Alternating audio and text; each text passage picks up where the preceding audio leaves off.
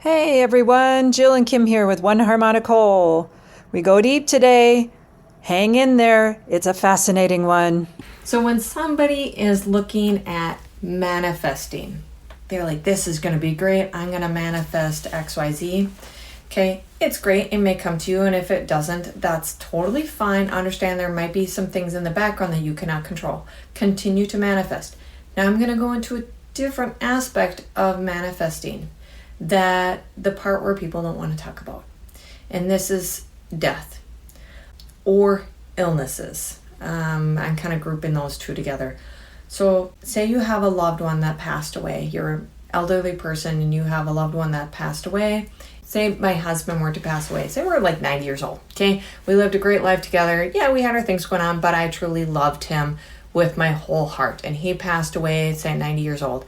And now I start getting sick after he dies, and I literally die of a broken heart. I go and I start having heart problems, congestive heart failure, maybe some COPD. We hold on to grieving, sorrow, loss, heartaches in our heart and in our chest area. Okay, so maybe that happens to me, and I'm just like, I am manifesting that I'm trying to find love again. I'm trying to find where is my love, but I have given my love to him. So in my belief system, he is my love. He is my rock. So where do you think I'm going to find that love? If I'm trying to manifest love again in my life, this doesn't mean I'm attracting another physical being to be in my life. This is more I'm trying to find love for myself again. And where that is on the other side. Guess where I'm going to go? And I'm going to go there really, really fast because I am manifesting. This is the instant manifestation. People are going to leave Earth a lot faster because of what they're looking for. So say somebody who is looking for, I'll pick on love again. Maybe it's not because of a partnership. Maybe they just don't know how to love themselves unconditionally. They're not okay with maybe being alone with themselves. Like they're just suffering from heartache. They don't know why. They may have everything in the world. They may have a great partner. They may have great kids. They may have everything materialistic in the world, everything right at the grasp of the hand that they have manifested, but they still have not found their own inner love inside, their own inner peace. Sometimes those people end up leaving Earth a lot faster because that is where they're going to find their inner love, their inner peace is actually on the other side. So when we are manifesting, understand you are manifesting energy. You're manifesting where am I going to find this answer? And sometimes it is not always on a physical earthly plane. It could be somewhere else that you're going to find those answers. So all I can say is be careful with how you manifest things because it can attract you to go to some place that you probably didn't even Want or intend. Correct. So, Kim, to me, it's that very important and instant manifestation. One, we're not at instant, but we're way faster than we have been. Yes. Two, we have outdated tools. What I mean by that is these outdated tools are we could have, say, harbored somewhere in us a desire for a love or self-love. Yes. And been very unconscious, very unaware. It was vibrating in us. That's what I mean by harbor. But it would take a long time for that to manifest. Where now, those things are manifesting. Lightning speed is really what comes to mind now. There's a part of me that's like, lightning speed is instantaneous. It's not instantaneous, but it's pretty darn fast. Yes. And so I would summarize and say that there's a clearing of our consciousness. Now, consciousness is a big word, but there's tools and habits and practices and things that literally are essential for the world we live in now. Yes. That's near instant manifestation. When your brain is clear, think of your brain in this situation as consciousness. So your brain holds all the thoughts, all the belief systems. Your brain is literally like the universe. That's kind of how they're showing me. Think of your brain as the universe of complete consciousness of all that is. It's sitting in your brain. When your brain is clear on something, you got clear on exactly what you want, and it just creates a sense of peace within you. So say somebody told you were gonna Oh my goodness. Okay, we're talking about death today. Wow. You have to clear out the old things to move forward. So say somebody told you you had 8 weeks left to live. And in your head, you're like, okay, I'm going to do everything possible. I'm going to do this. I'm going to start eating healthy. I'm going to do all this stuff. Are you doing that out of fear? Are you doing that out of peace? Like, what is kind of the intention? A lot of times we do that right away out of fear because we don't want to die. People will wait sometimes till they get a push before they realize that they really have to take care of themselves. And sometimes it's not about taking care of the physical body anymore. It's literally pushing them to take care of that spiritual body because they've been asking for clarity. They've been asking for a sign, and maybe that sign was never on the physical plane anymore. What they've been searching for has been about their spirituality or tapping into their unconscious, their conscious, whatever you want to call it.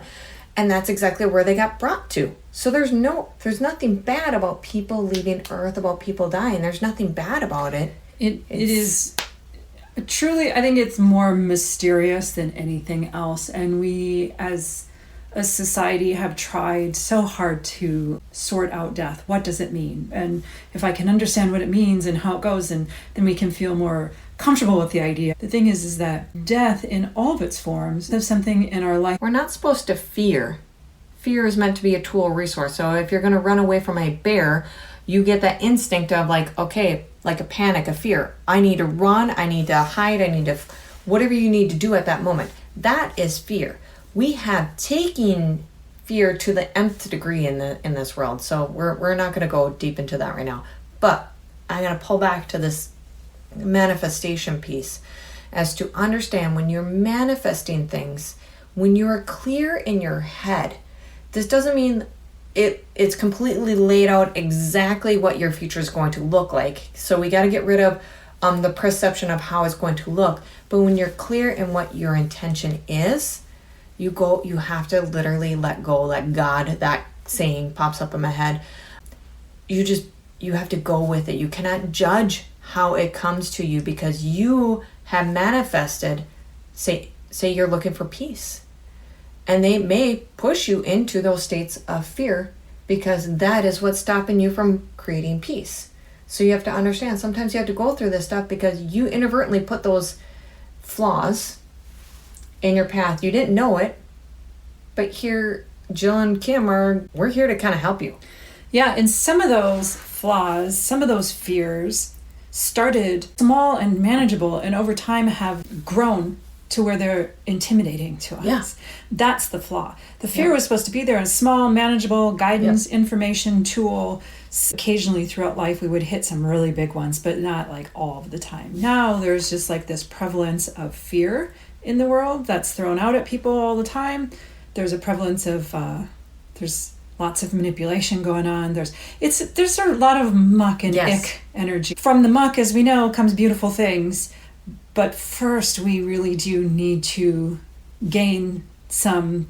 I keep coming up with tools. Clarity, that bring clarity. Bring clarity. And it's not like I think it's that we had been in a state of believing we had to control everything, and this isn't about controlling things. It is more about what would it be? Being present, flowing, being with things, being with it. And I'm not saying like I have some stuff in my life that's going on. It's not like I want to sit and be in fear. You don't want to feel the grief. You don't want to feel that either. Or be in grief, right? Yeah. And so there's been some tools recently. They're quite amazingly simple tools to use. It's challenging though to remember to use them. Yes. Because it's almost like the self-harm aspect of living has become normalized. Yes. So like self-harm example, a very specific one I can give was recently, like you said, grief. And some grief experiences in the last week for me that were really, really deep. In the past, those grief experiences would have overwhelmed me and they would have grown and they would have become a centerpiece in my life. I just didn't even really know how to manage or address them in the past. And they came up this last week and they were powerful. And I a few times, Kim, did some very simple things. One of them was literally setting what I call an internal boundary. I will feel this. I would look at a clock and go, I will feel this. I will feel all of this grief for this long. And then it needs to start moving and shifting or lightening up. And I'm not trying to control it. I'm just intending. I am trying to guide it though, to a different way than where it used to go. And you're not brushing it away. You're actually giving it, you're giving it a powerful energy as to like, I am giving you time to acknowledge. I'm giving you time to just be with this grieving process. And I'm okay with that. But I'm also setting boundaries as to there's a respect. Right. And so I was feeling the emotion. It was moving the emotion. I was honoring the emotion, but I also was not storing it. I was not agreeing to store it in my body, which is what I would have done before. Because that's where the process goes when it gets too overwhelming. When it gets too big and we can't cope, we check out. We literally check out and like freeze it. And when we check out and freeze it, it's energy that's frozen, right? And we tend to store it then in our body. And I want to say also like these little tools, these practical little tools, which is what we're here to help and remind people about. When you're dealing with a very challenging situation, like what is it that I can do right now? That's a tool to ask. And that's one of them that I did as well. And the grief was getting overwhelming for me. I had set that internal boundary. I had given permission for things to move and shift, and it was happening, but I was also pinging on was triggering some past habits. Yes. Yeah. And so when I asked, what can I do here now? It was literally the middle of the day. Okay. I was like, take a shower. All right. I went and took a shower, and I didn't need a shower. No. For shower reasons, but I did need a shower. And the shower helped move more of that energy, of that grief energy and experience appropriately, which is what a boundary is, appropriately, where it wasn't, because I was on the path of getting a really bad headache from it, because I was feeling the energy, but I was also storing parts of it in my body. And I felt it, and I was like, I don't want to get a headache from this. What can I do? Take a shower, go feel the grief in the shower. As I got in towards the end of my shower, I was like, oh, that's like, I was starting to already open up and clear, and I was like, oh, there's so many things I could have done. Like, I started to see this, that's the use of there were infinite possibilities of what I could have done. You can exercise, you can listen to music, you can dance, if you're not too upset and you have your faculties, you can take a drive. Yes. Be careful about where you're driving when you're in, intensive emotional situations though, but Yeah. See, that's what we need to be doing, is these tools and resources. And the fact of when you said, I just asked, I'm like, that's perfect, Jill, because that's exactly what I've been trying to tell people. It's like, all you got to do is ask. And when you stop and actually pay attention and follow through, that's the other key. Like, you actually felt shower. Most people would be like, I don't need a shower. What do you mean shower? Like, ugh. And they brush it off. Guess what? It gets stored even further in there. And to me, that comes back to what was one of my weaknesses and is becoming one of my loves, which is boundaries. Because I had set that boundary of, I'm willing to feel this for a while, and then it's going to have to shift and move. And I was honoring my own boundary that I had set. So when I asked, well, what can I do? And it was like, well, shower. Well, if I want to honor that I have this boundary, then I need to take action on what I'm being guided to do.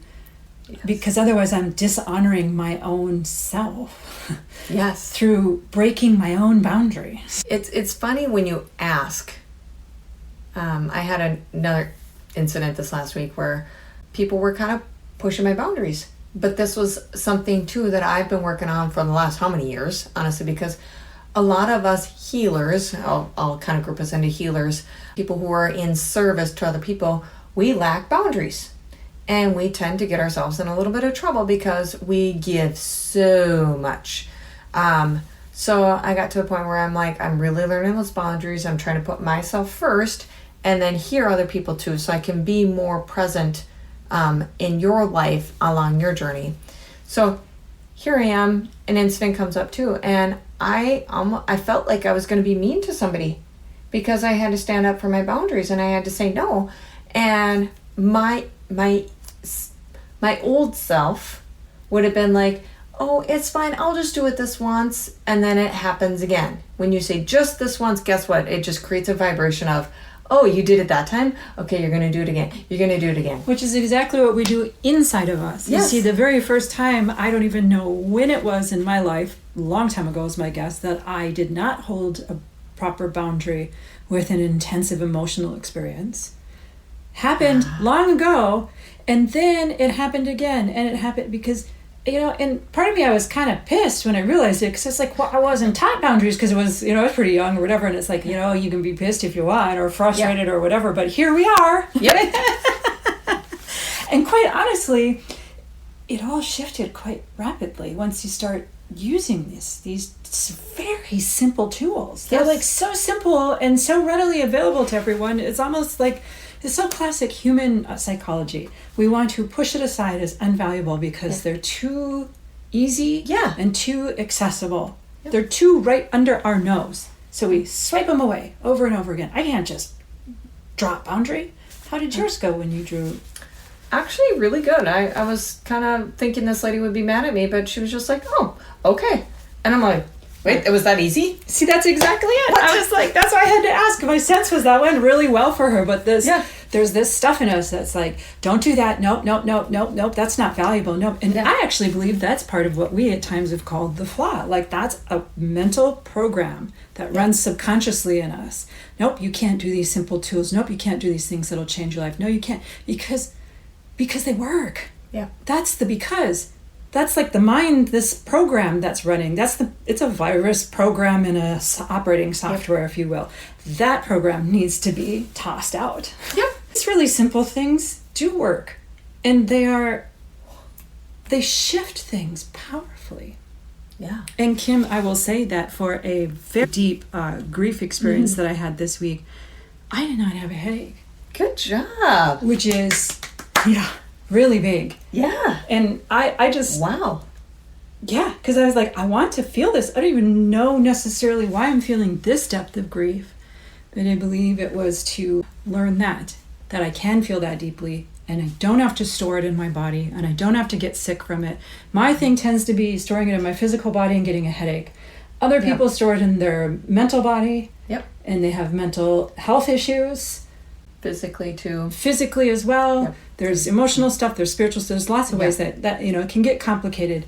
Keeping it simple, you have a body, all layers of your body, you stored it somewhere. Yep. And this time I didn't store it. And neither did you with the boundary thing. That's the beautiful thing is that situation didn't linger and suck up energy from you. Right. Because in the past, I bet you anything. Oh yeah. It would have lingered and sucked in, and it would have kept popping into your mind, then it just would have distracted you. And my guess is you probably then would have repressed it and stored it. Correct. To get it to stop irritating you. Yep. By annoying you, by stealing your energy. Yeah. And in the past, I would get the physical illness, like the autoimmune type stuff. So just a little blurb, but autoimmune disease, I hate that word. I hate the terminology. Let me ask you this. Does it exist? And this is from someone just asked that. I just asked that question as a person who has been down that road with autoimmune stuff. Does it exist? No. They group you into a lump sum of, well, we're really not quite for sure. So we found this little flaw in your blood. We found this little flaw. So let's just put this in this. So something is going on. Correct. We're not saying something isn't going on. Correct. We're just saying then that diagnosis of autoimmune is what it is. Hey, end of story. Because what that means is now you have to live with autoimmune for the rest of your life. And I had very talented practitioner who did see some stuff in blood for me and said, just want to let you know, here, this is in your blood work. Yet there's things we can do. Yeah. And we went down that path, and then my blood work no longer showed that. Yep.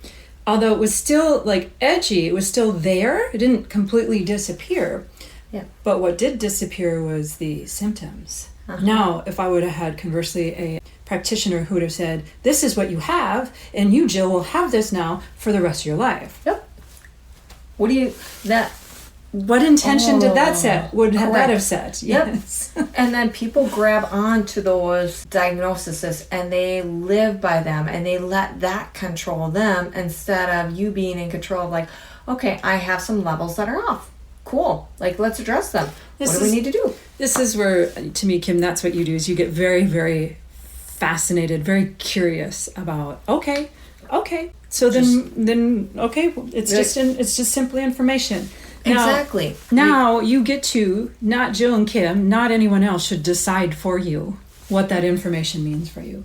And if the information has come to you and you have decided for yourself from a fully empowered position, and you say, I have an autoimmune disease, and if that's your belief and that's where you are, that is 1,000% and more your right to decide that for yourself. Yes. We are talking about when someone else decides it for you. Correct. Yep.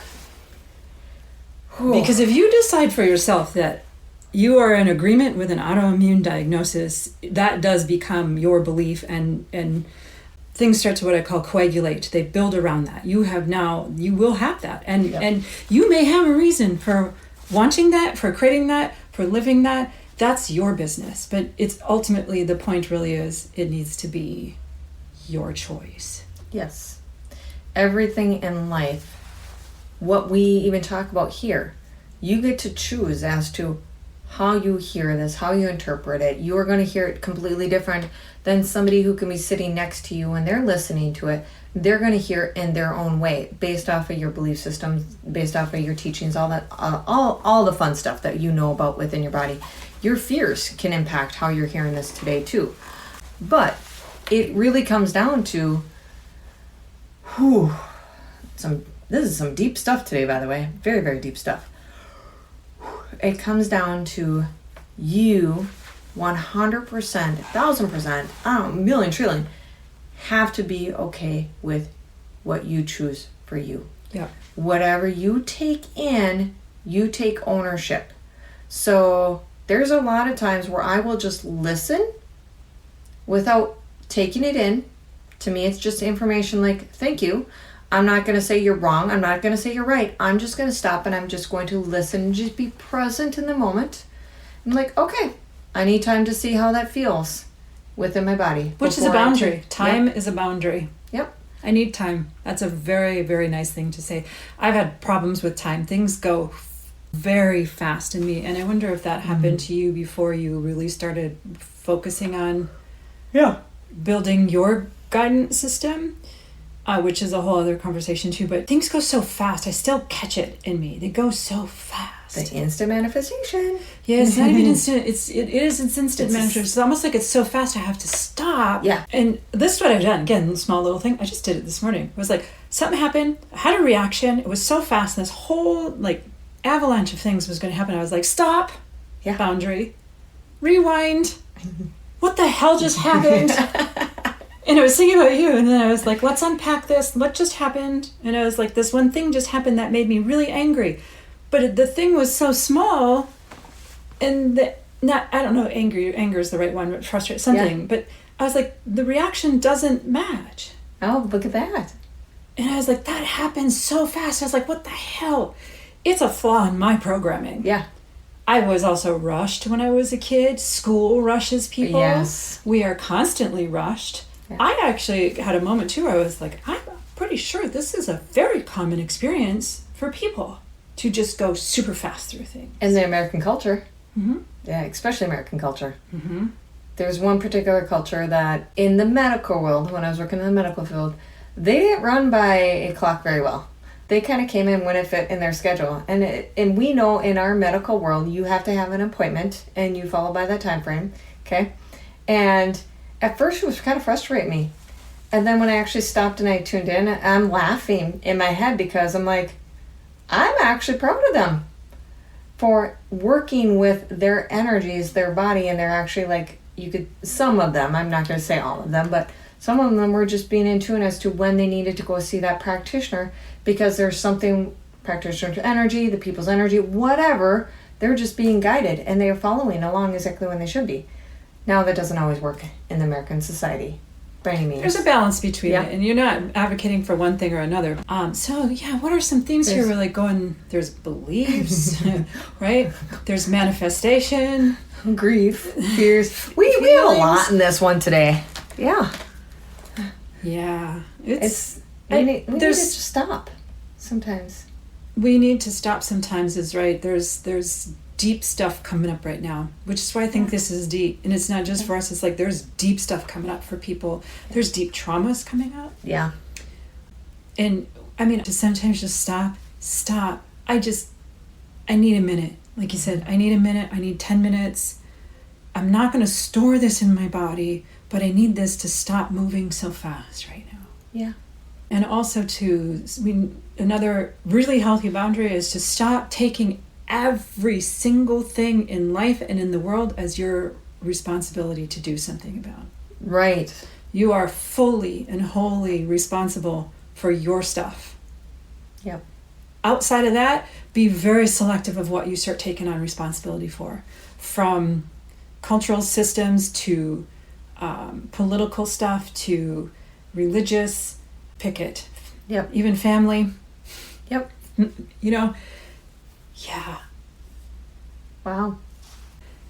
I believe this has gone so deep, Kim, because of the opening of instant manifestation is this, a friend of mine calls it this thing of toxic positivity. Toxic positivity became very common it's like a operating system that we were told, just be positive and everything will work out just fine. And then instant manifestation became a piece of this toxic positivity. It's instant. And the thing is why this went deep is because instant manifestation, people, has a dark side to it, a negative side to it, a death and destruction side, as much as it has a creation and creativity, fun side to it.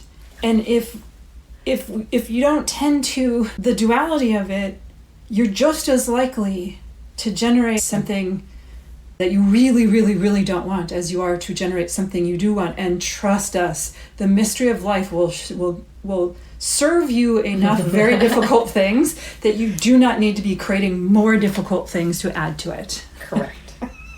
It's not like you're going to have difficult things all over the place, but we came here to Earth for a particular reason. There will be some challenges in everyone's life. So why, Kim, do we add more to it? Because we have this whole instant manifestation is a great thing. Well, it is great. If you understand it. And even then, it's like, wow. You're still going to hear unconscious stuff that you didn't realize. Yep, it brings things up to the surface. Like, oh man, like I didn't realize I was storing a grief over, I don't know. A lot of times people have food cravings. We'll pick on that. Say, oh yeah. In the long time ago, I used to like Mountain Dew. Mountain Dew was my thing. And it's been quite a while since I had Mountain Dew.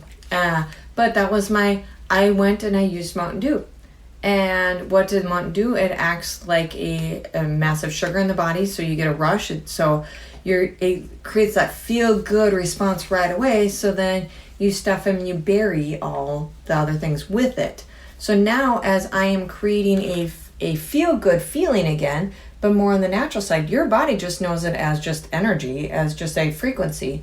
So the feel-good feel that I would put the Mountain Dew with, then now I'm looking for that feel-good feel, it's going to stir up that craving again.